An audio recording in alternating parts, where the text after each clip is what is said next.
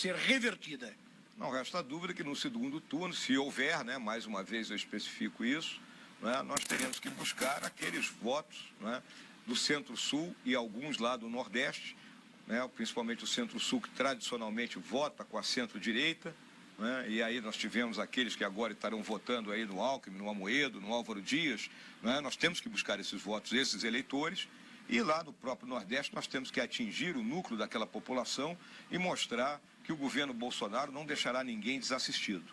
Tem uma pergunta do telespectador que eu vou acrescentar alguma coisa. Lucas Assis aqui, de Bauru. Se o Bolsonaro for eleito, vocês irão silenciar a imprensa, assim como foi na ditadura? Eu aduzo. Também existe uma proposta da candidatura de Haddad, do grupo da esquerda, que quer um controle da mídia social. Ou seja, aí sim é uma mordaça que querem colocar na imprensa. Bom, a primeira coisa eu vou lembrar que no Programa Nacional aí de Direitos Humanos, PNDH 3, né, durante o governo da Dilma, qual era a grande proposta? Era o controle da mídia, o controle dito social da mídia. O nosso governo não, eu deixo muito claro, a mídia é para os governantes, não é para os governados. Total liberdade para a imprensa, fale o que querem. O José Leme, ele diz, eu quero parabenizar a entrevista do jornalista Samuel Ferro ao general Mourão e também ao candidato a deputado federal, Dr. Levi Fidelis. Eu, José Leme, não consegui a legenda para disputar pelo PSL, mas estou apoiando a candidatura do Bolsonaro. O Renan dos Reis, ele diz, gostaria de saber do general se ele apoia a realização de uma constituinte específica para efetivar a reforma política. Bom, eu considero que a nossa Constituição ela deveria estar limitada a questões de princípios e valores, que aí ela seria perene no tempo. E aquela outra parte que abrange, né, diversos assuntos que são da legislação ordinária e que já causou tantas emendas constitucionais, seria, né, atualizada de acordo com os costumes, né, e a situação que o país vivesse. Hoje, para nós mudarmos a nossa Constituição, nós temos uma de 3 linhas de ação, né? Ou se convoca uma nova Assembleia Constituinte, né? Ou se usa aí aquela questão que eu citei e fui tão combatido, de convocar-se pessoas especializadas e que redigiriam esse documento e o submeteriam a referendo, e a última linha de ação, que é a que vem sendo, né, cumprida ao longo do tempo. Pouco a pouco, reformas vêm sendo introduzidas. A reforma política, ela é mais do que necessária, está em debate já há muito tempo dentro do Congresso e requer uma, digamos assim, uma especial, né, dedicação, orientação por parte do Executivo para que o Legislativo cumpra isso aí. O Fernando Tibúrcio, ele diz, general Mourão, isso é homenagem ao Levi Fidelis aí. Ele quer saber se existe um planejamento para reativar as ferrovias e acabar com o sucatão, como temos aqui na nossa cidade. Olha, dentro do nosso planejamento, um dos itens principais é a retomada do transporte ferroviário, considerado mais adequado para transportar cargas pesadas, né, principalmente aí dessas cargas ligadas, né, à agricultura, própria pecuária, até às vezes, a grandes distâncias, né? Agora, nós precisaríamos dos parceiros privados. Então, a parceria público-privada, e aí o governo tem que apresentar planejamento, tem que ter licitação e tem que ter, principalmente, garantias que o privado precisa para aportar recursos nesse negócio. A Rose Lopes, antes eu quero registrar que o Jair Bolsonaro está assistindo essa entrevista lá no hospital israelita Albert Einstein, em São Paulo, onde ele passou por um procedimento sobre isso. Rose Lopes, gostaria de saber a sua experiência em gestão administrativa e política e a do Bolsonaro também. Olha, o deputado Bolsonaro, ele está há 30 anos na política, né? Antes disso, ele era oficial do Exército, e como todos nós, oficiais do Exército, desde cedo nós temos que administrar a coisa pública. Desde jovem tenente, você é comandante de seção, você tem material sob sua responsabilidade, principalmente pessoas sob sua responsabilidade. Então, o Bolsonaro está muito bem preparado para isso. No meu caso, eu fui comandante de grandes contingentes e terminei a minha vida militar como secretário de Economia e Finanças do Exército. Eu era o ministro da Fazenda do Exército. Por isso, eu me considero capacitado, né, para lidar com essas questões. Nós temos uma pergunta muito longa aí do Moisés Stahl, o general que é subordinado a vice na chapa do capitão Bolsonaro, realizou várias declarações entendidas como desrespeituosas para o povo. E ele diz que essa é a visão que ele teve dessa sua colocação em várias vezes. Ele diz que essa é a opinião dele. E diante desse cenário político caótico que o Brasil vive, em que um lado culpa o outro, ele gostaria de saber a concepção de democracia e de nacionalismo do nobre general Mourão. Grato pela atenção. Democracia é muito clara, é bem definida, né? É o governo do povo, para o povo e pelo povo, baseada no equilíbrio de poderes, não é? Um poder legislativo que faz as leis, não é? E compõe o orçamento, um poder executivo que governa executando esse orçamento e um poder judiciário que mantém, por meio das leis e da justiça, né, o equilíbrio e, principalmente, não é, a junção de um povo enorme como é o nosso, de 200 milhões de pessoas. Isso, para mim, é democracia. O Marivaldo Campos Brito, ele disse que temos imenso orgulho.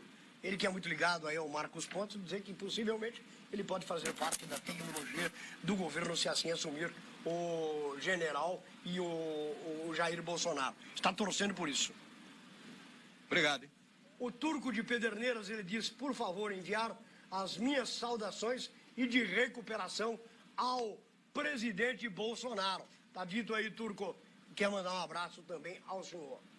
O Everaldo, ele diz assim, em relação à pergunta do Pedro Valentim, eu queria saber qual desajustados o senhor se refere. Aos pobres, porque eu percebo que é a elite que é desajustada. Porque a Suzane matou seus pais, Nardoni matou sua filha e vários outros casos de gente rica que mataram outras pessoas. Então, o que são para o senhor? O que nós vemos que desajustes sociais, eles ocorrem num corte vertical da sociedade, né? Mas a gente tem que proteger as nossas crianças e os nossos adolescentes das influências, né, desses grupos de narcotraficantes que procuram recrutar os seus novos soldados, digamos assim, nesse grupo. Então, como é que nós vamos proteger? Nós temos que dar creche, nós temos que dar escola de tempo integral, nós temos que dar saúde, nós temos que dar infraestrutura, ou seja, tranquilidade para que essas famílias possam viver a sua vida. Uma coisa que eu pergunto ao senhor, como é que vai ser daqui para frente, diante deste quadro eleitoral que se avizinha, se o senhor acredita que o brasileiro poderá exercer o voto útil para carregar uma ou outra candidatura? Qual a opinião do senhor sobre isso? Eu julgo, né, que o brasileiro ele gosta muito de estar com o vencedor, né? E eu não tenho dúvida que o brasileiro estará com Jair Bolsonaro no dia 7 de outubro para nós vencermos a eleição. Uma outra pergunta que me foi pedida para que fizesse ao senhor é sobre a educação e sobre o sistema S de ensino tão propalado e tão divulgado. Qual é a imaginação do programa educacional deste governo Bolsonaro, se ele assumir o país? Eu respondi uma pergunta aí a respeito da educação, né?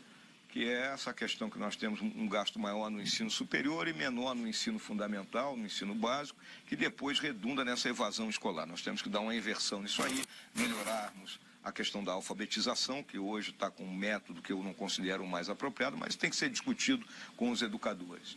Em relação ao sistema S, eu considero ele fundamental, principalmente porque nessa revolução tecnológica que nós estamos vivendo, postos de trabalho irão sumir e os trabalhadores terão que ser requalificados.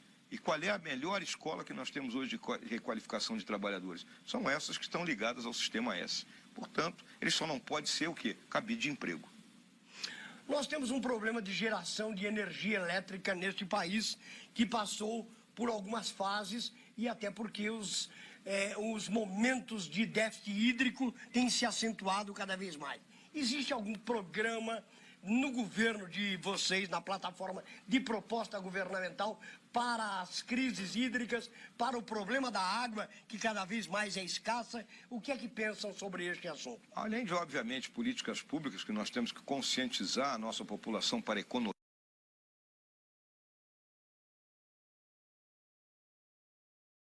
que nós não temos muito, né? Turma aqui gosta de tomar um banho daqueles de 10 minutos, né? A gente vai ter que começar a restringir essas coisas. As pessoas terão que auto-restringir. Nós temos que diversificar a matriz energética, né? Nós temos a questão da própria energia solar, que requer um investimento grande inicial, mas depois tem um bom retorno. É aqueles que fazem isso nas suas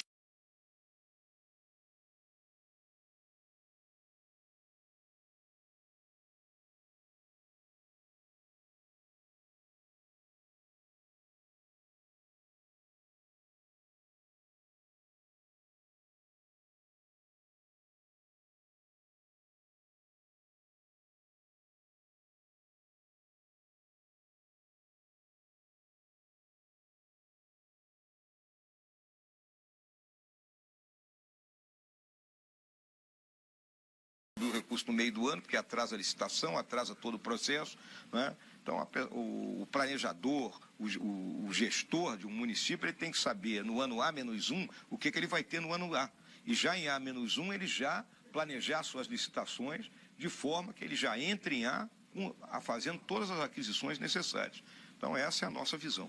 Para encerrar a participação do telespectador, o Evandro da Vila Independência, ele diz como o general vê a atuação do Supremo como um todo.